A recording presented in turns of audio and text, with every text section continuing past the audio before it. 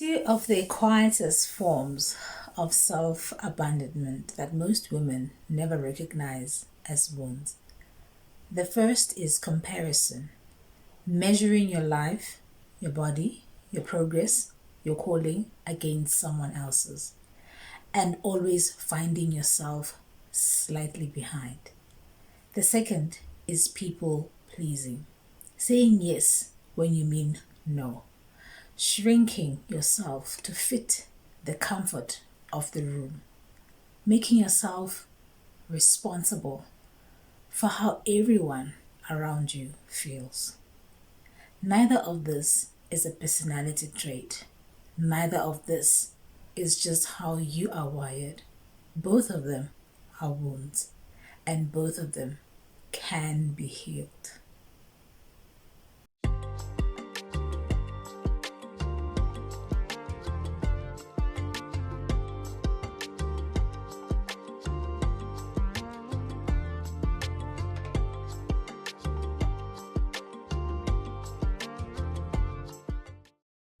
Welcome to She is Heard. This is a space where we talk about identity, healing, and the journey of becoming the woman God created you to be.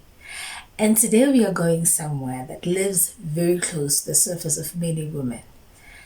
The day I stopped comparing myself to other women was the day I realized I have been living someone else's version of my own life.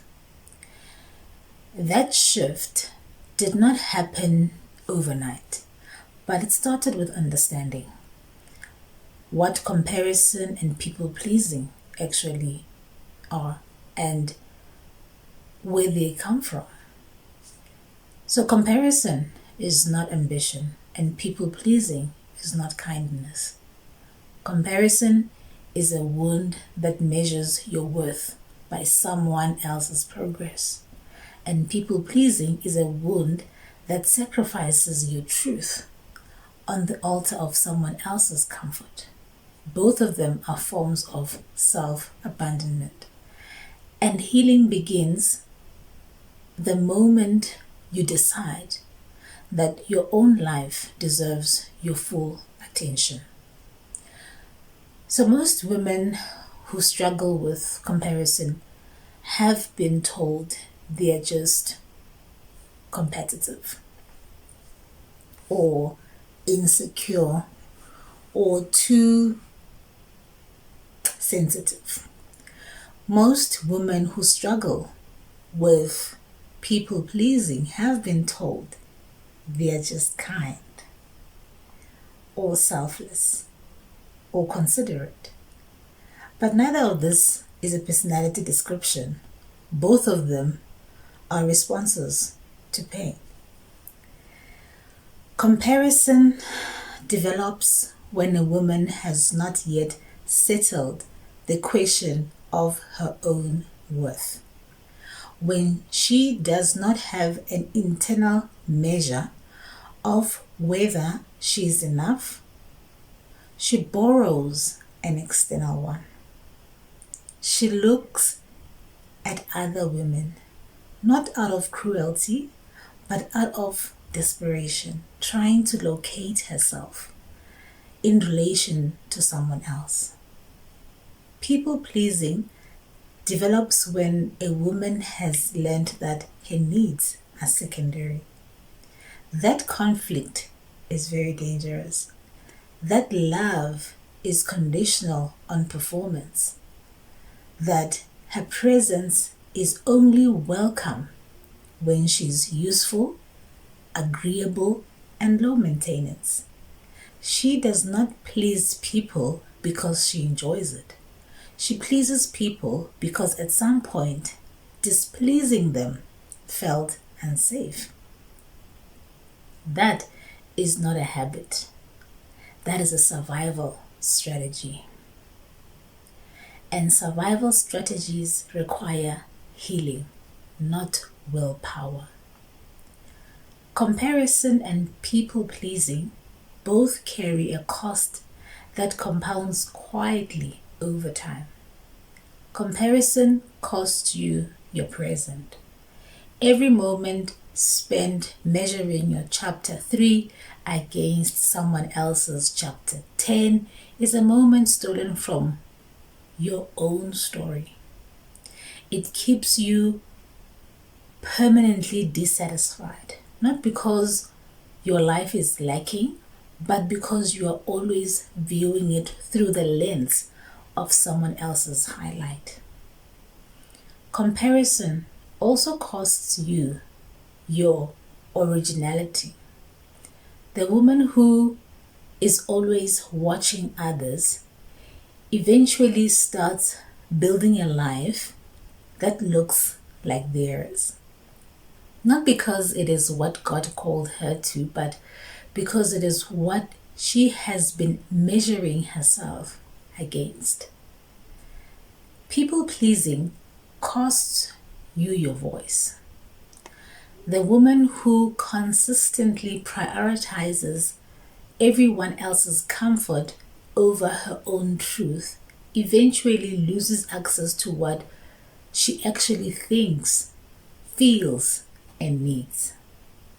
She becomes so fluent in other people's needs that she becomes a stranger to her own. People pleasing also costs you respect. Not from everyone, but from the people who needed you to have boundaries to take you seriously. And most painfully, it costs you your own self-respect. Because every time you abandon your truth to manage someone else's reaction, a part of you knows. Comparison and people pleasing almost always share a common root: an unhealed question about worth. Underneath every act of comparison is a woman asking, am I enough? Not out loud, but in the quiet.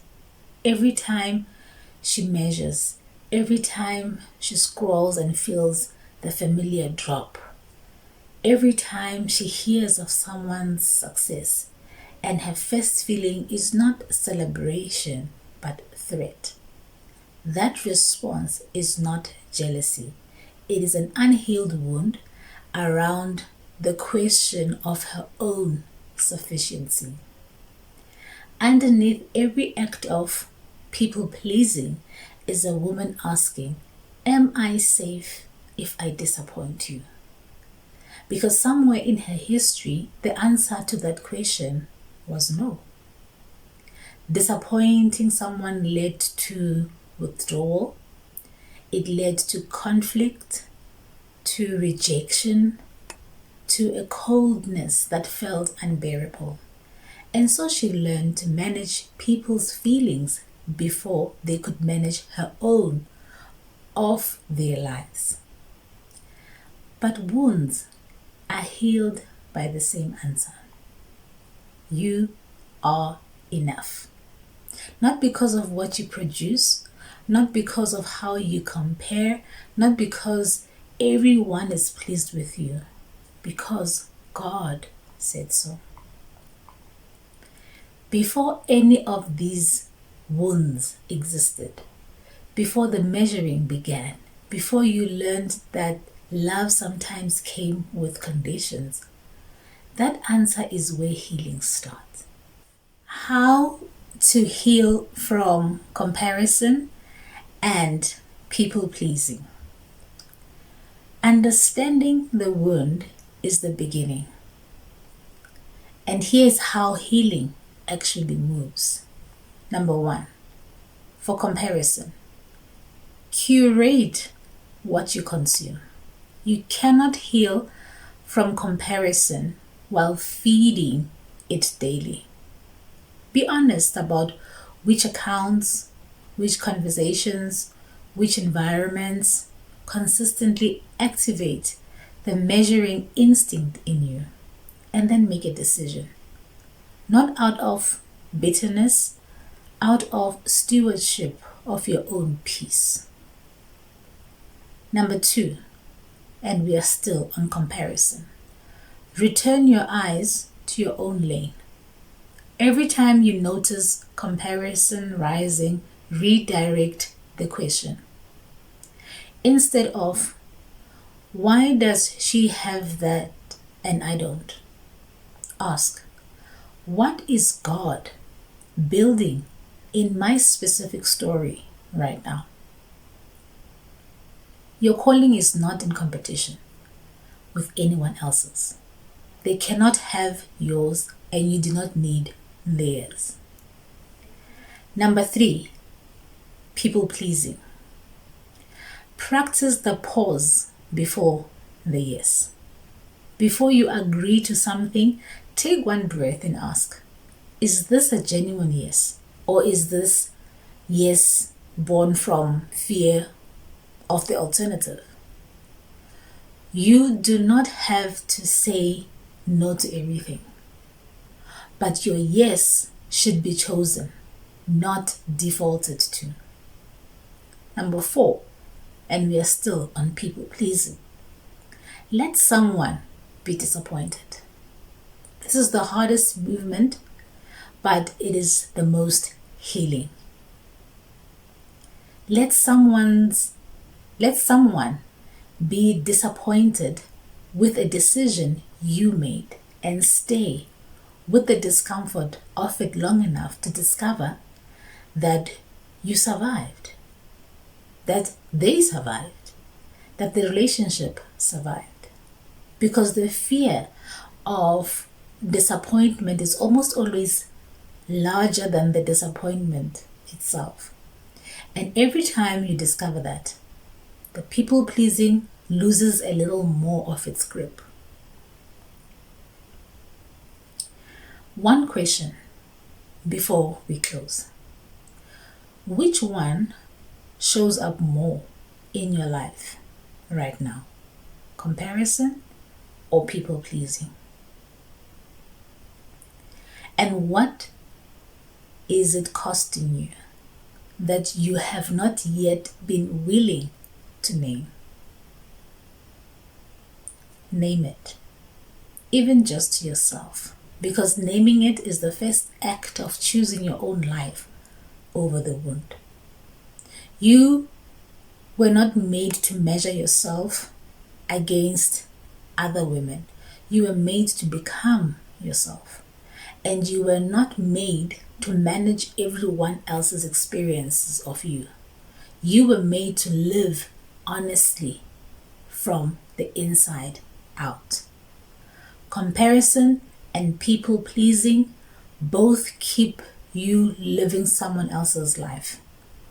Healing returns you to your own. She is her.